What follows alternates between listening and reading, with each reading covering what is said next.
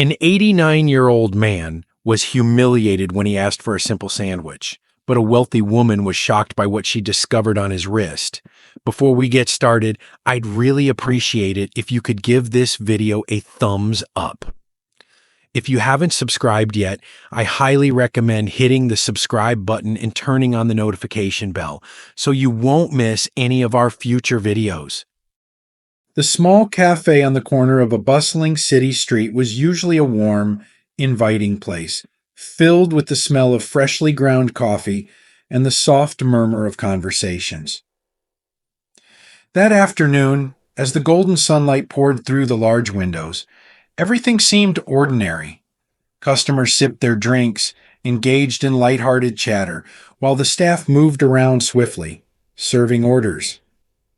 But then, the cafe door opened slowly, and an elderly man, bent over with age, shuffled inside. His clothes were worn, barely hanging on his thin, frail frame. His shoes, old and battered, barely protected his feet, and his hands trembled with every step he took. The man's name was James, and at 89 years old, he had lived through more hardships than most could ever imagine. James's once strong body had long since given up its fight against the ravages of time. His back was hunched, his face lined with deep wrinkles that told the story of a man who had endured much. His eyes, though cloudy with age, still held a trace of dignity, a quiet strength that had refused to be extinguished, despite everything he had lost. As James entered the cafe, he kept his gaze low, avoiding the curious looks of the other patrons. He had grown used to the stares, the whispers, the judgment.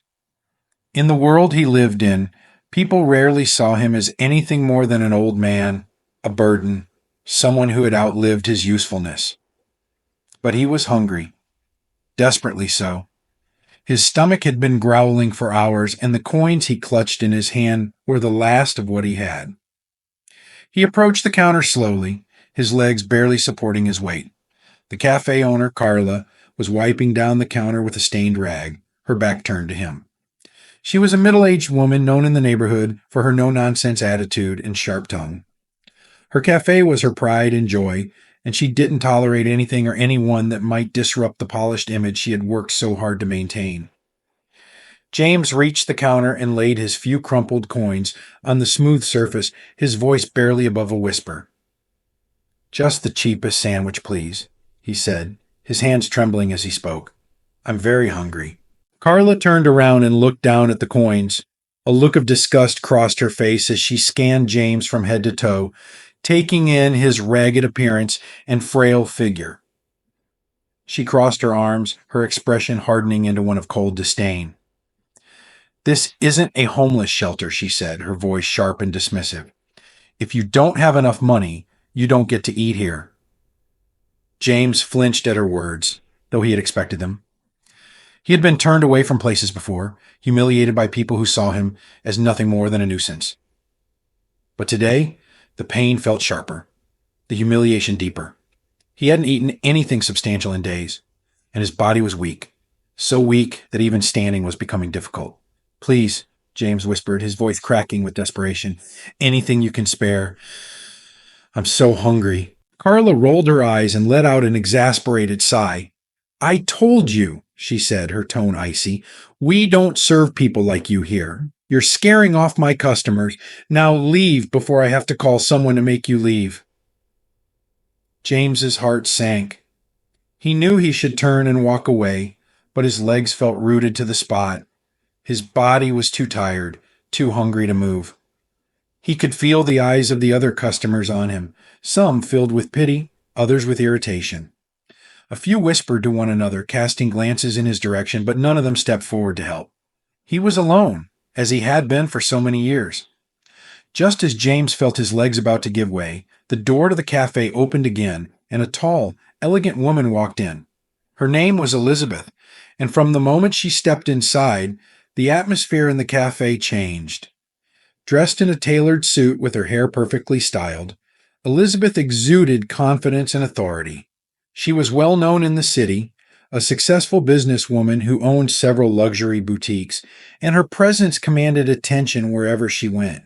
Elizabeth's sharp eyes quickly took in the scene before her, The elderly man standing at the counter looking utterly defeated, and the cafe owner glaring at him with disdain. Without a moment's hesitation, Elizabeth walked up to the counter, her heels clicking on the tiled floor. "What's going on here?" Elizabeth asked, her voice firm but calm. She directed her question at Carla, though her gaze remained on James, her heart softening as she saw the deep sadness in his eyes. Carla, flustered by Elizabeth's presence, tried to maintain her composure. "This man doesn't have enough money to pay," she said, her voice defensive. "I told him we don't serve people like him here." Elizabeth's expression didn't change, but there was a sharpness in her eyes that made Carla falter. "People like him," Elizabeth repeated, her voice laced with quiet disapproval.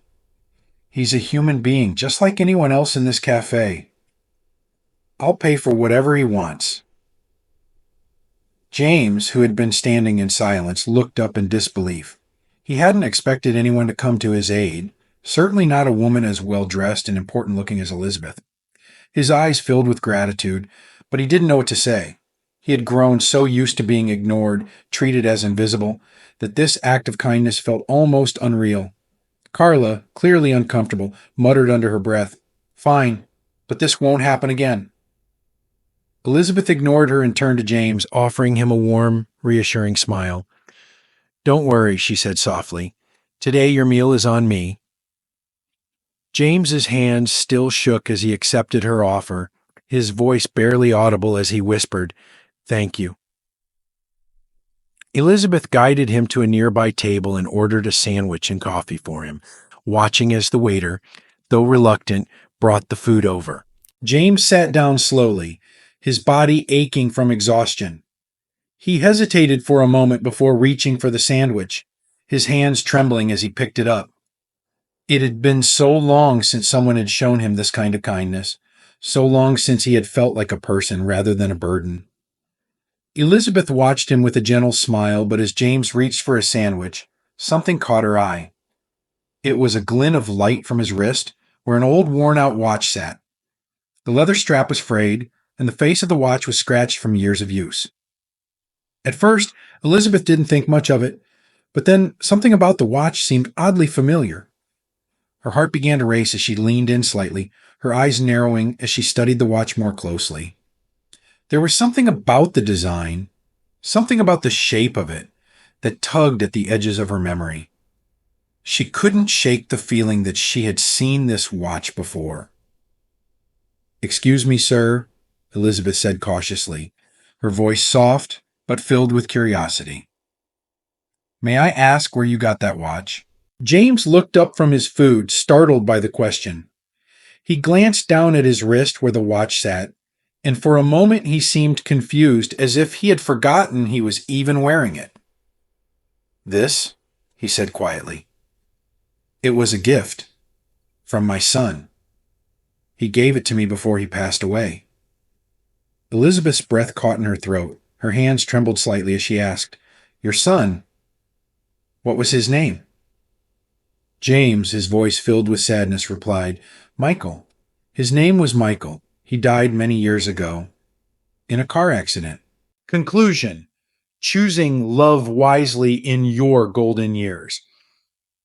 At this stage of life, love is about finding someone who complements the journey you've already traveled, rather than building a future from scratch. However, it's crucial to be cautious, learn from past relationships, and trust your instincts. Your well-being comes first, and it's far better to be alone than in a relationship that drains your happiness. When approached wisely, love in later life can be deeply rewarding. By prioritizing emotional health, setting clear boundaries, and taking time to find the right connection, you can ensure that new relationships bring joy, comfort, and companionship that uplift you in your golden years. Elizabeth froze. The name hit her like a wave, crashing over her, pulling her back into the past. Michael. The name of the man she had loved with all her heart. The man she had planned to spend the rest of her life with. She hadn't heard his name spoken aloud in years, not since the day he had died, leaving her heartbroken. and alone.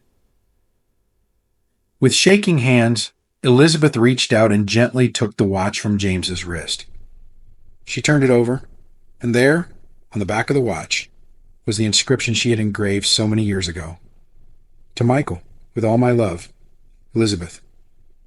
Elizabeth's eyes filled with tears as she stared at the watch, her mind flooded with memories of the man she had loved and lost.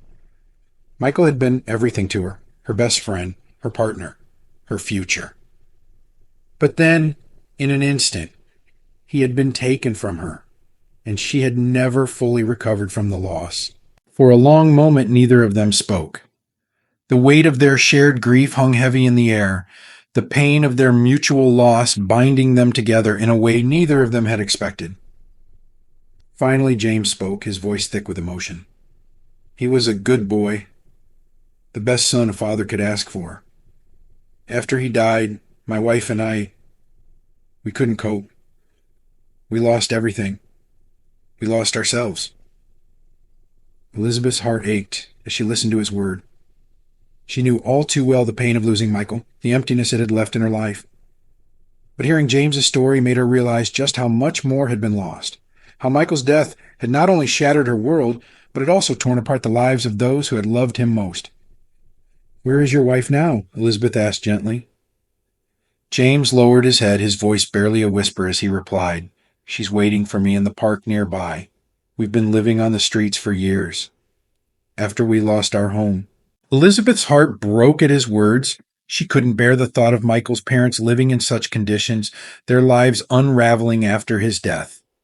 She knew, in that moment, that she had to do something more than just buying James a sandwich. She had the means to help them, and now, knowing who they were, she felt a deep responsibility to do so.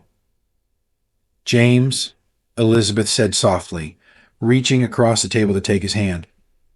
"I want to help you and your wife. You don't have to live like this anymore. Please, let me help you." James, too overwhelmed to speak, nodded silently, his eyes filled with gratitude.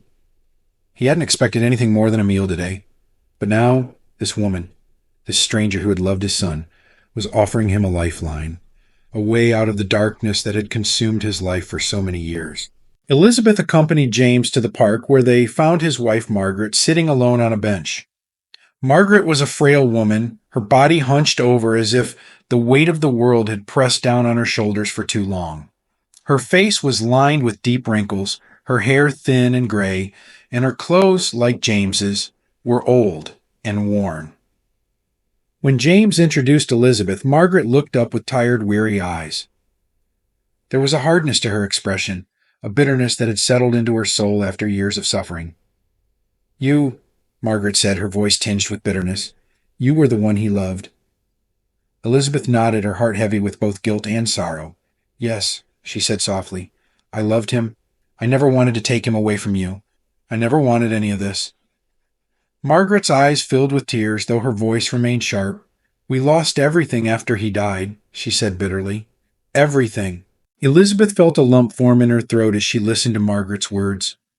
She had lost Michael, too, but hearing the pain in Margaret's voice made her realize just how deeply their loss had affected them.